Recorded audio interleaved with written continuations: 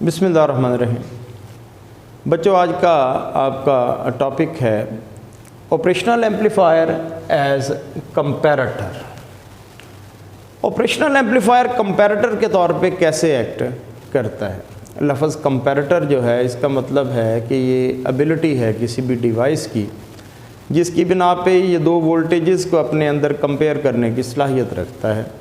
तो operational amplifier जो है वो दो वोल्टेजेस को कंपेयर करके फिर डिसीजन लेने की सलाहियत रखता है, इसलिए हम इसको कंपैरेटर के तौर पे इस्तेमाल करते हैं।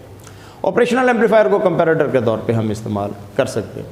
नॉर्मल जो बाइसिंग रिक्वायरमेंट है ऑपरेशनल एम्पलीफायर की, वो ये है, आपको पता है कि हमें दो बैटरीज चाहिए होती हैं इक्वल मैग्नीट्यूड की लेकिन अपोजिट पोलैरिटी की। आमतौर पे 12 वोल्ट की बैटरी से इसको रन किया जाता है, प्लस माइनस 12 वोल्ट की बैटरी को यहाँ पे प्लस 12 वोल्ट की, माइनस 12 वोल्ट की, यानी कि इक्वल मैग्नीट्यूड की दो बैटरियाँ चाहिए होती हैं विद अपोजिट पोलैरिटी। उनकी पोलैरिटी जो है वो क्या होती है, अपोजिट होती है, इनको कंपैरेटर को रन करने के लिए, ऑपरेशनल एम्पलीफायर को रन करने के लिए। ऑपरेशनल एम्पलीफायर के दो वोल्टेजेस जो हैं ये कंपेयर करता है। कौन कौन से दो वोल्टेजेस को ये कंपेयर करता है?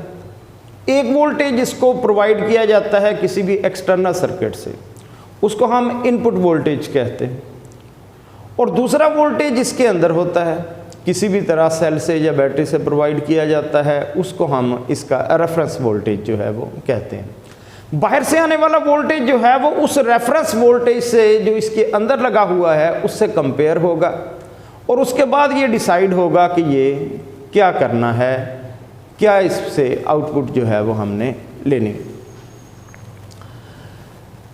ये कंपैरेटर का सर्किट आपके सामने दिखाया हुआ है। नेगेटिव जो है इसका इन्वर्टिंग एंड जिसको कहते हैं, उसको हमने रियोस्टेट के ज़रिए एक इनपुट वोल्टेज प्रोवाइड किया हुआ है इस बैटरी से, बाहर से, इसको आने वाले को इनपुट वोल्टेज कहते हैं।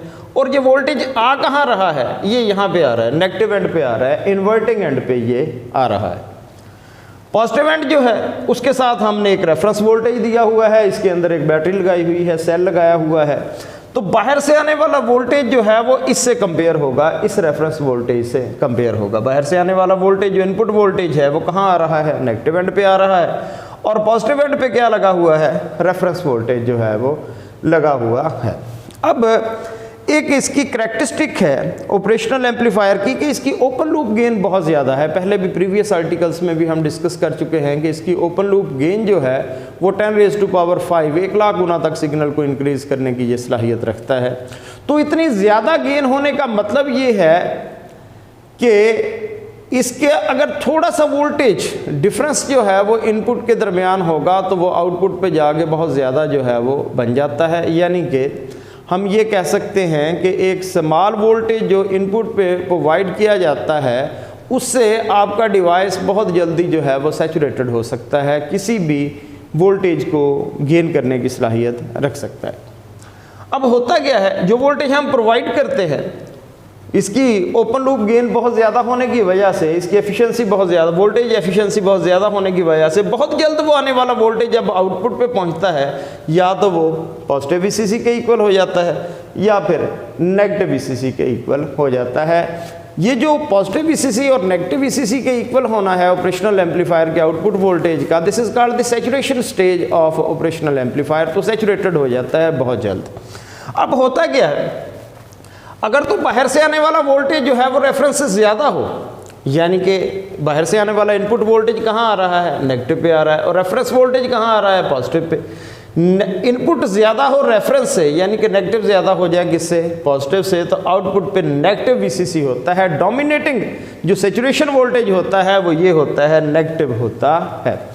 अब यहाँ पे नेगेटिव और पॉजिटिव का जो कॉन्सेप्ट है वो ये है कि ये कंपैरेटर का सर्किट जो है वो आमतौर पे स्ट्रीट लाइट्स में इस्तेमाल किया जाता है। वो वाली स्ट्रीट लाइट्स जो खुद ब खुद ऑन ऑफ होती हैं, कि उनको जो है बाहर से वोल्टेज जो है वो किसी भी एलडीआर के ज़रिए, लाइट डिपेंडेंट रेजिस्टेंस के ज़रिए कंट्रोल करके प्रोवाइड किया जाता है। दिन के वक्त जो है वो इनपुट वोल्टेज जो है वो उस लाइट के जो अंदर सेल लगा हुआ है रेफरेंस वोल्टेज उससे ज़्यादा होता है, यानी कि नेगेटिव पॉजिटिव से ज़्यादा होता है, तो आउटपुट पे नेगेटिव वीसीसी, वो लाइट जो है वो ऑफ रहती है दिन के वक्त। जैसे ही बादल आते हैं, बारिश होती है, आंधी आती है, अंधेरा हो जाता है, बाहर एलडीआर पे पड़ने वाली लाइट जो है वो कम हो गई। हुआ क्या कि बाहर से आने वाला वोल्टेज कम हो गया अंदर वाले रेफरेंस वोल्टेज से, यानी कि नेगेटिव का वोल्टेज कम हो गया पॉजिटिव पे। तो डोमिनेटिंग वोल्टेज सैचुरेटेड पोजीशन में कौन सा आ गया? पॉजिटिव वीसीसी आ गया, और लाइट जो आपने इसके साथ अटैच की है वो ऑन हो जाएगी। तो इस तरह जो ऑपरेशनल एम्पलीफायर है वो गिवन दो वोल्टेजेस को कंपेयर करने की सलाहियत रखता है, और इस सलाहियत की बिना पे ये जो कंपैरेटर का सर्किट जो है वो हम स्ट्रीट लाइट्स में इस्तेमाल करते हैं या नाइट स्विच के तौर पे इस्तेमाल करते हैं।